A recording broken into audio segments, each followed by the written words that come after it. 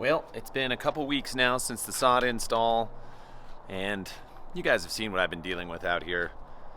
The weird yellowness. Today, I'm going to explain what I believe happened and why it's been doing what it's been doing. Let's jump into it. So first off, when you look at the grass from down here, it actually looks pretty good. It looks pretty thick, it looks pretty healthy. Looks like it's doing what it's supposed to, and that's all well and good.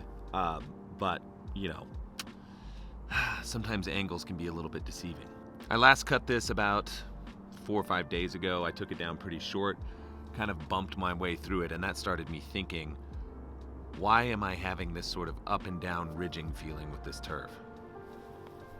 So aside from all of the problems that are already in the lawn as far as the quality of this turf, that notwithstanding, I was really going through every single possibility that I could think of that would cause this sort of striping issue.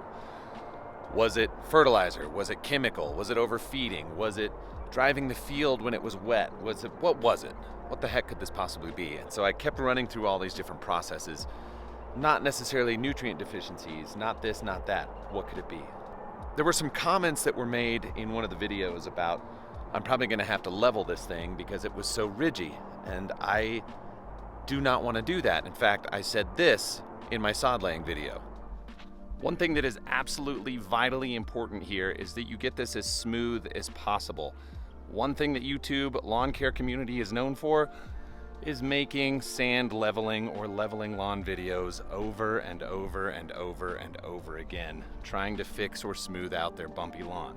Now, the reason I said that is because I took major steps to make sure this was smooth underneath. The final grade was perfectly smooth. The grass was going into a perfectly smooth bed, and I wasn't going to have to deal with that. Well, even after and looking back on the video, I could see that there was this almost like shingle pattern that was starting to happen. Not like a smooth brick lay, but it almost looked like the turf was laying on top of each piece as it came down the hill. So that's when I really started to think what this could be. So it really became apparent across the slope of the hill on what was happening as the grass started to grow and establish. And you can see that I have these ridges like this, stepping up the hill. There is no reason that that should be there. This is so smooth underneath. The level was absolutely spot on. And that is not a difference in the growth of the grass and then the growth of the grass on the next piece. It has nothing to do with that. It has something to do with a problem with machinery.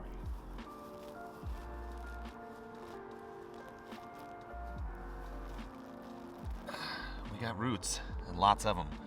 The grass is really settling in well. This is the thin edge, and this is the thick edge. And it is a big difference between what's here and what's here across the thing. See this right here? This is where one piece of turf butts up against the other one. There's a difference that's at least a half, maybe even 3/4 of an inch between the height of the soil here and the height of the soil here. If I roll right up here, I get the same thing. Now, the reason this spot is dead was because I was sort of testing this theory.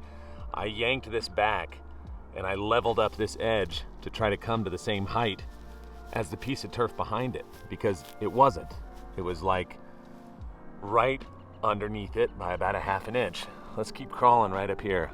Don't mind all the weeds and garbage in this. That's something we'll deal with later. Look right here. I'm bumping into soil at a different level. And again, and again. And what goes along with that is the yellow strips that are in the turf all fit that upper pattern of where things are meeting to the top. That's really where it's hitting. So when the turf was laid, everything was rolled this way, aside from the occasional piece that would have been dropped the other way and unrolled and pulled back. Everything rolled across this way. So if you look down and you see the pattern from up above, you'll see that on the upside of every single thing is a yellow strip, green strip, yellow strip, green strip, yellow strip, green strip. And what coordinates with that is a slant, a step, a slant, a step, a slant, a step. When they cut this out, they did not have a blade that was exactly on plane. The turf on one side, as they were cutting across it, got an inch, maybe a little bit better of soil with it.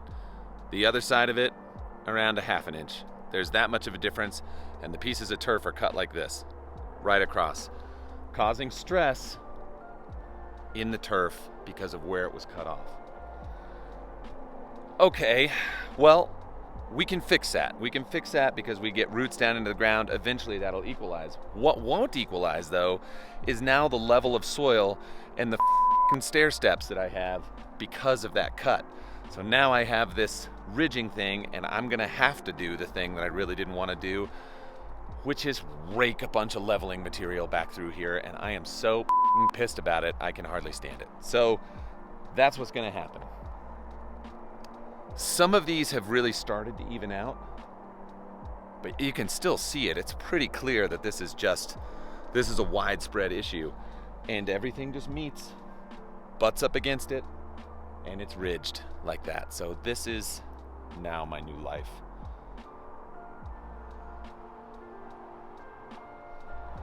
So let's talk about a plan for this real quick, because obviously we need a plan. We need a plan, be able to execute a plan, so here's what's gonna happen. First, today, I'm gonna mow this again and I'm gonna bag it. I'm gonna bag all the clippings, I'm gonna pull them away, I'm gonna dump them over there on the other side of the fence. That'll be super fun. Then I'm gonna go grab my little Sun Joe battery-powered Scarifier dethatcher, and I'm gonna run through here and I'm gonna drag out as much material as I possibly can. I'll pick that up with my mower, and I'll dump that over on the other side of the fence. Then, after that, I'm actually really gonna try to put this into some level of stress here for a little bit. I've got some cool temperatures that are going to be helping me along with this, so that's fine. Then I'm gonna go ahead and do a full stem pack, plus I'm gonna do some broadleaf on this and see if I can knock out a bunch of these weeds that are popping up that I can see a little bit more plainly, and try to get this to be a little more even color. Finally, and the thing that I really didn't want to do, is I am going to probably have to do some sort of leveling on this. Now, fortunately, I have 40 yards of peat moss and sand coming. So I'm going to use some of that. The greens mix material that's going to be going down to build the golf green, I will use some of that up in here and level some of this stuff out. Now, that is an awful lot of things to do. That is not all going to go into one video. So we're going to spread this out over a little time, but we'll get a little bit of action here. Mow this thing, run the Scarifier, clean it up. Again, see if we're going to start cutting down into where there's more green grass, which I am noticing now is that in some of these yellow spots where it's grown up a bit, there is more green down at the bases. So it is going to start to grow out as this grass is tacking itself into the ground. And you could see by those roots how much is established just over the last 2 weeks.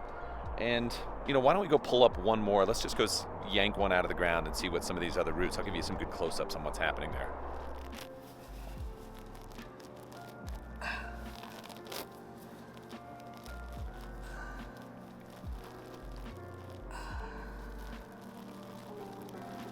Looky there. There's some yanking some polymers down out of the ground too. Let's see how much soil it's grabbed onto. That's pretty cool. Roots are coming through really strong.